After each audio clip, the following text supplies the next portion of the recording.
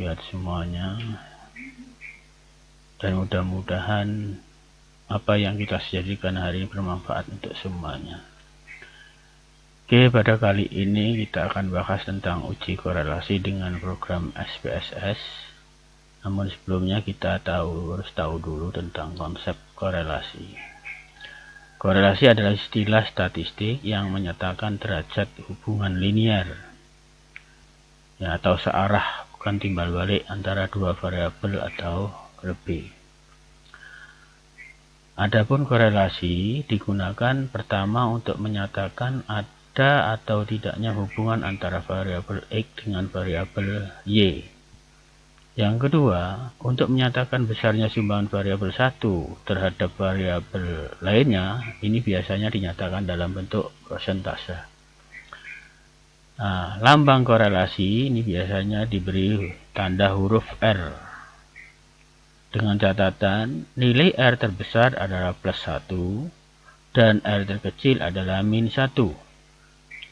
R sama dengan plus 1 menunjukkan hubungan positif sempurna. Sedangkan R sama dengan min 1 menunjukkan hubungan negatif sempurna. Yang kedua, R tidak mempunyai satuan atau dimensi. Tanda plus atau min hanya menunjukkan arah hubungan. Kalau tandanya plus berarti hubungannya positif. Sedangkan hasil nilainya bertanda min berarti menunjukkan hubungan yang negatif.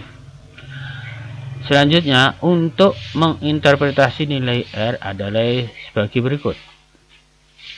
Jika nilai R hasil perhitungan itu berada pada nilai 0,01 sampai 0,20, berarti korelasinya sangat rendah. Jika angka atau nilai yang diperoleh nilai R itu 0,21 sampai 0,40, maka korelasinya rendah. Jika 0,41 sampai 0,60 berarti korelasinya cukup. Jika nilainya itu berada pada nilai 0,61 sampai 0,80 maka korelasinya tinggi.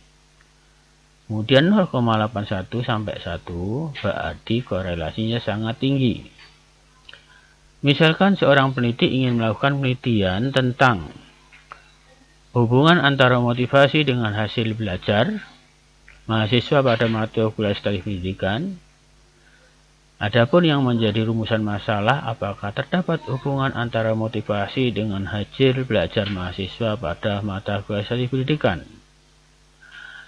Misalkan jumlah sampel yang digunakan 25 mahasiswa, sedangkan data hasil penelitian, hasil rekayasa, data motivasi diberi lambang X dan data hasil belajar diberi lambang Y. Adapun data yang diperoleh sebagai berikut. Data sudah kita masukkan, kita siapkan dalam Excel. Nanti bisa kita lihat. Selanjutnya, untuk menguji apakah ada hubungan antara motivasi dengan hasil belajar, kita analisis dengan program SPSS berikut ini. Jadi, setelah data sudah kita siapkan dan kita tidak membahas bagaimana mendownload SPSS karena kita anggap SPSS sudah kita download dan sudah kita siapkan, maka kita buka program SPSS.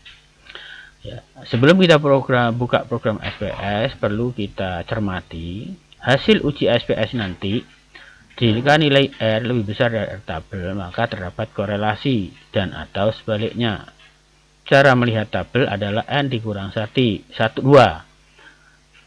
Karena sampelnya 25 maka N dikurang 2 sama dengan 2, 3 dengan alfa 5% atau 0,05. Yang kedua, jika nilai sig lebih kecil dari 0,05 maka terdapat korelasi dan begitu sebaliknya. Oke, mari kita praktekkan analisis dengan program SPSS. Pertama kita buka program SPSS-nya. Oke. Ya. Setelah kita buka, maka kita klik variabel view. Nah, akan muncul nama.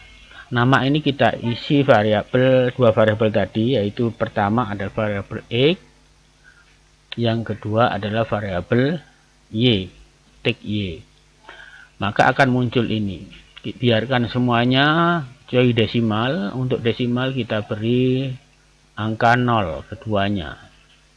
Kemudian label yang X tadi kita beri lambang motivasi, ketik motivasi. Kemudian yang Y kita lambang ketik hasil belajar. Oke. Ya, kalau sudah begini maka yang lain biarkan, dan kita lihat bagian bawah kiri itu ada kata data view. Kita klik data view-nya, akan muncul kolom X dan Y. Nah, kolom X dan Y ini akan kita isi data hasil penelitian. Nah, tadi data hasil penelitian sudah kita siapkan, kita simpan dalam bentuk Excel. Nah, ini yang kita rekayasa tadi.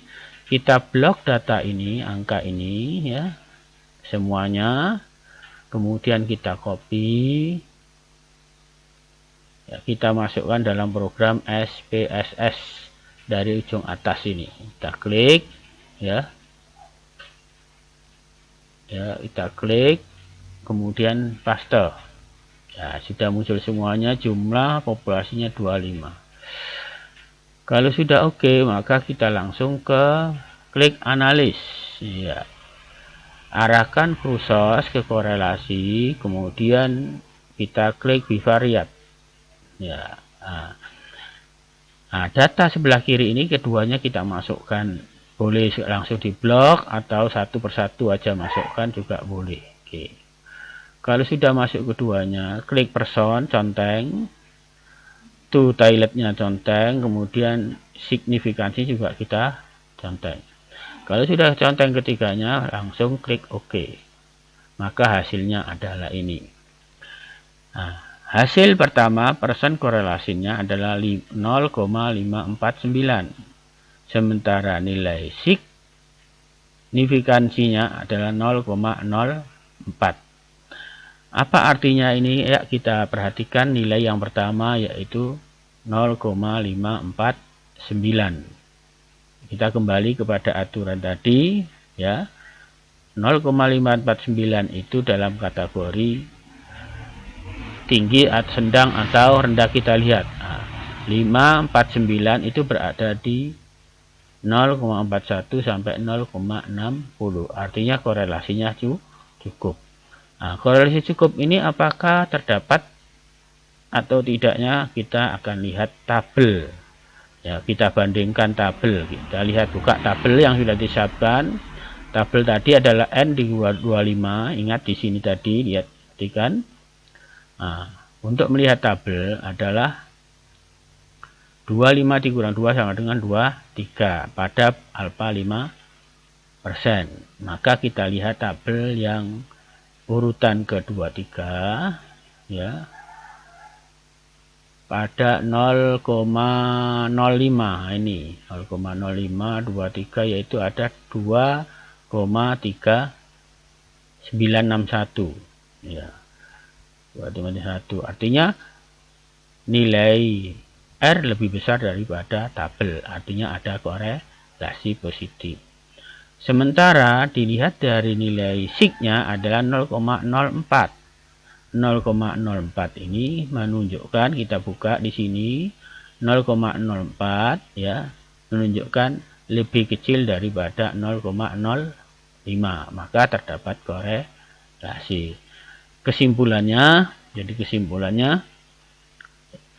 ada hubungan antara motivasi dan hasil belajar mahasiswa pada mata kuliah statistik pendidikan. Oke, saya kira itu saja. Sekian, mudah-mudahan berhasil, mudah-mudahan dimengerti, dan mudah-mudahan nanti ya bisa kita kembangkan dengan uji SPS yang lainnya. Untuk itu, sebelum kita tutup, silakan like dan klik subscribe sehingga kita mudah untuk membuka kembali dan mempelajari lagi untuk materi-materi selanjutnya. Terima kasih. Assalamualaikum warahmatullahi wabarakatuh.